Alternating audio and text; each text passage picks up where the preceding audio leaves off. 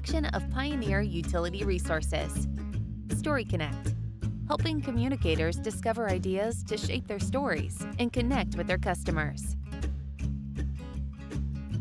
Line Life, how to give students a 40-foot view, or 20-foot based on your safety regulations, of utility careers. That's what we'll be talking about on this episode of the Story Connect podcast. Hi, I'm your host, Megan McCoy-No, one of the storytellers at Pioneer Utility Resources, and I am joined by Jessica Parr. She is the Manager of Communications at Community Electric Cooperative in Virginia. Jessica, thank you so much for joining us today. Hi, thank you so much for having me. Oh, this is exciting. I love learning from you.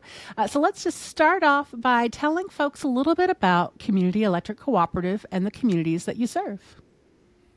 Excellent. Yes, so Community Electric Cooperative is in the Tidewater area. We have about 12,000 meters that we service and about 40 employees. Nice. And we cover, our service territory covers Suffolk, Southampton, and Isle of Wight. As your day in the life of a line worker high school student experience, you're bringing the kids that live on your lines and live in nearby communities to your utility. Talk to us about this program. The biggest aim or goal for this event is really to help people understand, one, the importance and significance of line workers and the astronomical role that they play in communities, and more particular our community, but also that this is a career opportunity.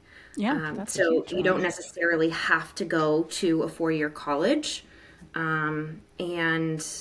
we just explore all of the opportunities about going to line worker school. And if you get to line worker school, we even explain to them that you can realize that you don't want to be a lineman coming out of line worker school, and even having that degree will open the door to other opportunities. So it's just a great avenue, a great communication, and a great networking thing that we do, and it's so fun. Well, so I saw pictures of this event, and you've told us how you get the word out about it. Take me to the day and what kind of activities y'all do. Because I started this out by saying you're giving students a 40-foot, or I think technically it might be more like a 20-foot view, getting them a couple feet up on a utility pole. I saw pictures of that. But what else do you do with these students to show them what life is like when they work on the line? Yeah, so every year it looks a little bit different because every year we're learning from what the students need to get a better grasp on it. But we're also trying to incorporate as technology changes. Sure. So last year we had some hands-on activities where we would change out light bulbs, we would climb the poles, and we did bucket truck rides. Okay. And so after getting feedback from the students, we realized that they really wanted to get in and get their hands a little bit more dirty, to say. And so we set up like cross arm change out stations and like gave them the nuts and bolts and the rubber gloves. And I mean, we really were like, we hear you and we will provide this for you. So this year we had a phenomenal opportunity to have more of our linemen on site. And so it was really like an all hands on deck. We had about 20 students that came from homeschooling groups, public schools. We even had a student come all the way from Gloucester, which is about an hour-and-a-half drive from us. Wow. So yes, super proud of him for making that effort. And yeah, so kids come from everywhere. And we also had the opportunity to have ODEC on site. And ODEC is our G&T out of Richmond. And so they had about 10 people there are from there that were on site as well. And so we really had this beautiful melting pot of community electric employees, students from the entire Tidewater area, expanding all the way out to Gloucester. And then we also had our GNT. And so we had this cross bridge of information where students could learn from the GNT was learning from the distribution co-op. So this year's day looked very different than years in the past. And everyone was able to climb poles, do bucket truck rides, but not only just going up, but they were using the rubber gloves, and they had activities and tasks to do once they got up to the lines. We have demo lines on site that we allow them to fiddle with. And then everyone was able to change out like a light bulb station, and then they had a cross arm change out station as well. So, and Jessica, what else do you have on site as your stations? yeah, so one of the really cool things that we also have in our rotation with the hands-on stations as well as the climbing and the bucket trucks, we bring in a live line trailer. And I know. And so we hook up a generator to it. So we will demonstrate like a live demo of what it sounds like, looks like, smells like for power to be disrupted. And so we use anything from wet branches to hot dogs. I was going to ask if hot dogs were involved, because with safety demonstrations, they almost always are. I don't know What why. better than seeing a hot dog split in half with live electricity? I like the wet branches, though. I think that's really cool, too. Yeah, and so they'll use the wet branches to make it arc so that you can see the electricity. We talk about step potential. So if a car hits a pole or if a pole falls for any reason, we dig into that, and like hopping or sliding and shuffling and all that. And then we use our subsidiary. So Community Electric has a subsidiary called Recor. Their core business is to provide standby power anywhere from residential, whole home residential generators all the way up to critical infrastructure, commercial grade microgrids. So we do everything. Yeah. But we pull one of our residential generators and hook it up to the live line trailer. So this baby is cranking with energy. and and the students love it, because then they get to learn when you hear, what does it mean when you hear that loud pop, right? And how can I safely approach, because a lot of these students come from farm life too. And so their tractors might hit a line and drag it down, or a car might hit a pole and it falls onto their property. And so we discuss all of that safety with this one trailer station. So yeah, it's really, really cool. So it's like a safety demonstration, but really geared toward careers and what you should listen and look out for and what you can expect with a powerful career. I like it. Yes. And relating it directly to their current life, like the what's in it for me. So it's a good time. Dog. That's what's in it for you. Yeah. Don't be a hot dog.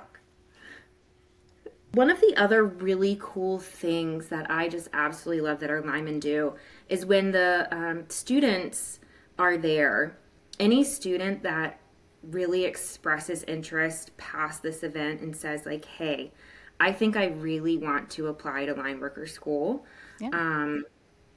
They connect with them, and we set up ride-along days. And so that they can come back and have more of an intimate day of knowing what our guys do actually out in the field.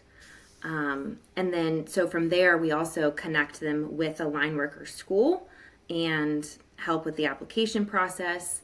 And then we also have grants and everything that we can talk with them about, and scholarships that we do. So it's a big day. It's full of a ton of information. A lot goes on. But this year was our biggest year to date that we have ever had. And I believe 4 of the students have already applied. 4 out of the 20 have already applied to Lineworker School. So, Oh, I love that. So you mentioned kind of looking for folks that really enjoy this, the students that are highly engaged and that tell you, hey, I want to do more. How do you identify them? Do you give them a form they can fill out or send back to you after the experience if they want to learn more about ride-alongs? Or is it just kind of word of mouth? They just say, oh, this was really cool. How can I do more? yeah, so it's more about word of mouth. And we will have like a one-on-one communication with them. Either myself or one of our journeyman linemen will reach out to them and have that communication and get them scheduled to do a ride along. So yeah, it's not super formal because I mean they're teenagers. Yeah. They don't want to fill out forms. They don't want to do registration. You know, like I loved filling so out forms when I was a teenager, Jessica. I don't know. Now, I'm curious because we are trying to drive more awareness of line careers for both young men but young women as well. Have you had women come through the program? yes, we Teenage actually had girls. 2 this year. We had 2 females this year. Um, so we also run a youth program through Community Electric, and this program comes with $1,000 scholarship, but it also, if they attend 3 separate events and create social media posts on each event, then we will also give them a $500 donation to a nonprofit in our service area of their choice. Yeah, it's super What cool. I So if y'all are not watching me with Jessica right now, I'm getting very excited and thinking we could have a Yeah, whole other podcast just talking about this youth program. I love that. So are you saying some of yeah, the students involved in that program use your day in the life of a line worker to fill one of their days that they're involved with yes. you? Yes, Oh, Day in the that's Life is one of the smart. required events. Yes. So 2 of the females are in that youth program. One of them is actually one of our linemen's daughters, and Oh, no. she is a rock star. So it was really cool to see her familiarity with line work on that day and her involvement and knowing how things operated and even just seeing kind of pun intended, the spark go off in her that she even said that she would consider this as a career. So it was really neat to have conversations with her prior to the event, but also and her express her desired career fields that did not involve line work. And then after this, that little bit of change of heart of, what, I could do I could this. I'm do like, this. yes, you Yeah. can. Well, and that's the entire purpose of something like this, a day in the life of a line worker. I love because it's just exposing kids to the possibilities there, which is so important as we're trying to build a culture that is welcoming and feels like something they want to be a part of, but also fill some of the ranks as we have some folks retiring in the coming years. Now, you mentioned how the students have responded to this. I'm curious what your line workers, you had 20 involved this year. What did your line workers say about this experience? Are they excited? Are they like, you have to make it, we have to do this? What? Oh no, we have such an amazing team. An amazing team. They love anytime I ask them to help me out with something or participate in an event, they don't hesitate. Uh, they're so wonderful. I cannot speak highly enough about them. Even to the point where like sometimes we'll have career days for like for example, there's a career day coming up in a couple weeks that I didn't even pitch to them. One of them brought it to me and said, "Can I go do this?" I'm like, "Yes, Oh, I love absolutely." that. So they're very involved, very helpful, and enthusiastic about these events. So Yeah, I mean, I even get with them like, okay, what can I do to make this better for you? And like, what do you need? What resources do you need to make this event go better? And, we work together and we have, it really is an all hands on deck. It's not just me and them putting on this event. The member services get involved.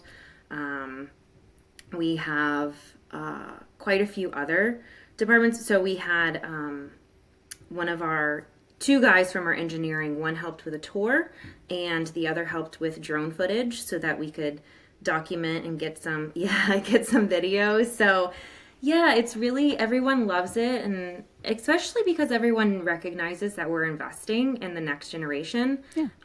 not only in their interests and the possibilities, but also in our industry. And so they know that, electricity and the utility world doesn't operate without us, right?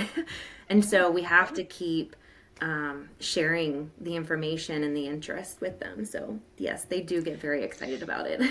So we've talked about some of the hands-on elements of the day in the life of a line worker, and then you've got 20 guys and women in the future who are there helping you out, showing the kids how to do things. You've got them doing activities at the top of the bucket. You've got them working in your training grounds, which I hope utilities have access to that. I know we had one at my co-op, and it was really handy. But even if not, you can always set things up in the ground level for kids to work through. You also mentioned that you took them on a tour. You had someone from O&E take them on a tour of your facility, which is nice. You had video footage that you were getting of the event. Did you have any sit-down sessions about what a co-op is or anything inside your office to kind of give them a good foundation for why they would want a career with a cooperative? Yes. So we kick off every day in the life of a lineman with what we call the classroom session. Oh my gosh. I've totally epic fail. I'm so sorry. No. So we also have someone from Southside Community College who does the line worker school. We get them to come on site and be a part of the conversation, and they provide resources and information and available to answer any questions about housing and costs and grants and scholarships and budget, all of that stuff. So that person is there every single time. And so back to the classroom. I'm just like light bulbs. No, and that's why I was asking, because I want to make sure you just got, and I should let folks know, this just finished for you, what, 2 Yes. weeks ago? So you're Yes. still kind of deep We always breaths. do it the last Tuesday of February. Okay. Yeah, so it just it's happened. it's still very recent for you. I heard about it and I was like, Jessica, we have to talk about this. But yeah, I'm just trying to make sure if somebody wants to do this themselves, what should they do? So I'm hearing that they should find a cross-department team of folks to volunteer to show off your space, make sure that you've got a lot of line workers involved and bought into the program, and then find a local representative from wherever your line program is in your community or in your region to come and talk to the students about, if you do go straight to this college or this program instead of going to college, this is what you need to know. These are the resources available to you. And then we also take time to discuss all of the other career fields at a co-op, and that coming in as a lineman doesn't mean that you're going to be a lineman for the rest of your life. That when you're looking at a co-op or an IOU or a municipality or whatever it might be, that you should look at it with, do I want to be a lineman for the rest of my life? And if not, where is there room for growth? So we have quite a few phenomenal linemen that have chosen to stay linemen. He's been there for over 30 years, and he's our crew leader. He's phenomenal. He's amazing at what he does. And then we also have a gentleman who is now our manager of operations, where he decided, I don't want to be a lineman anymore, and he took the steps to become a manager. And then we're also super blessed with a CEO who started as a lineman. And so he always comes out and talks with the students about, you can stay a lineman, which is great. It's phenomenal money. It's great hours. You're always busy. You can move into a desk job, which our manager of operations is not a desk job. He is very busy. But yeah, or you could go on to be CEO. So yeah, we just really cover all the bases of it's not just being a lineman. It's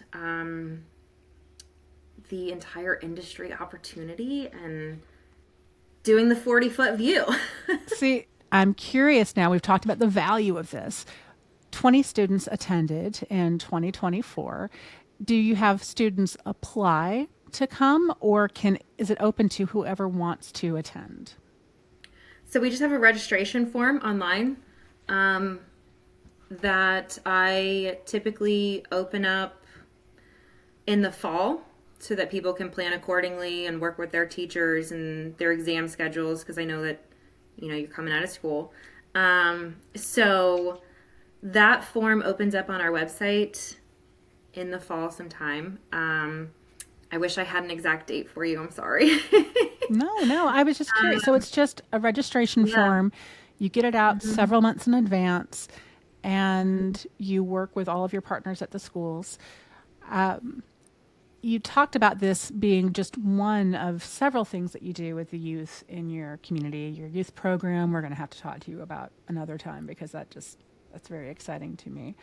But looking at 2025, what changes are you already considering that you want to make? And are you doing anything else really to focus on co-op careers in the community right now?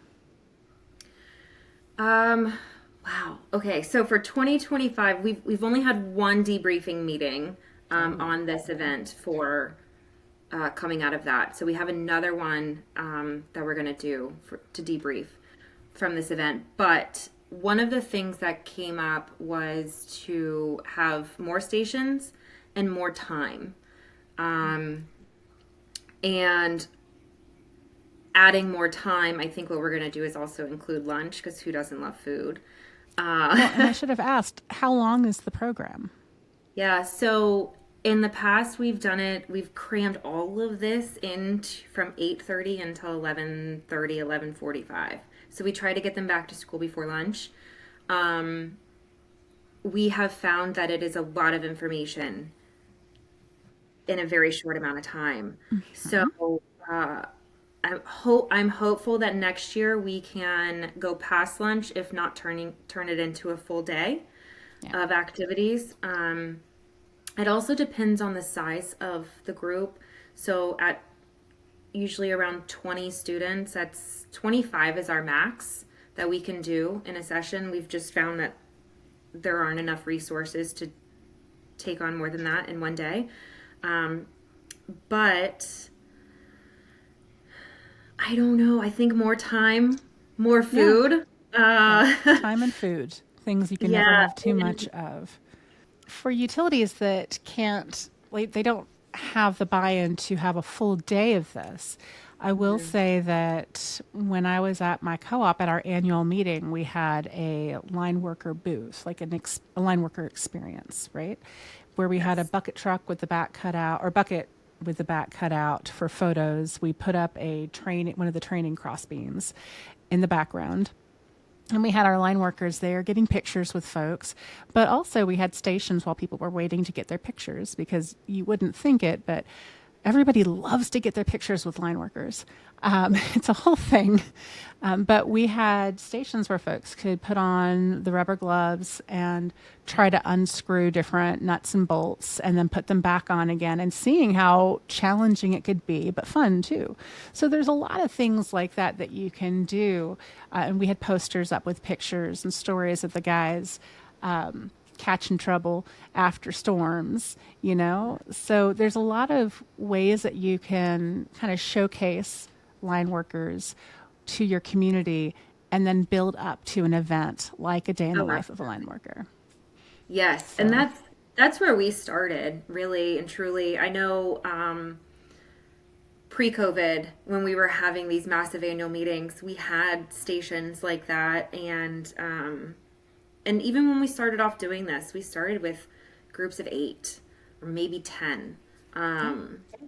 And you don't need a whole co-op buy-in. You don't need all hands on deck when you have 8 or 10 students. So maybe I would suggest start small, even if you can just get 4. Get 4 kids out there, get 2 linemen, maybe an apprentice and a journeyman lineman. I understand that like time is money, and to shut down operations for a whole day is a massive expense, no matter what size the co-op. Because even if you don't spend a ton on food, it's still, someone's new construction that isn't getting connected, or like there's something that is a cost. And so, yeah, I would say just like start small. It doesn't have to be super big. And if anybody is near us and wants to come experience our day, they are more than welcome. And if you're not near and you want to fly in, there's a phenomenal hotel down the street that you can stay at. So yeah, it's a good time. It really is a good time. I highly recommend it. Not only just from a change of pace for any comms person or community relations, but also for the linemen. They really enjoy it. It's great for the students to get out of school, a change of pace for them, to learn about a hands-on activity or career that they could possibly not know that they like. And also just the community investment, like that is so huge. And not to mention, it's one of the 7 principles. So like, I highly recommend it. Yeah. So yeah. Well, I loved hearing about it, Jessica. Thank you so much for sharing your story with Utility Pioneers, and hopefully inspiring some folks to look up when thinking about ways that they can talk about co-op careers and get folks excited. She is Jessica Parr from Community Electric Cooperative, and I'm your host, Megan McCoy, now at Pioneer Utility Resources. And until we talk again, keep telling your story. Story Connect is produced by Pioneer Utility Resources, a communications cooperative that is built to share your story. Story Connect is engineered by Lucas Smith of Lucky Sound Studio.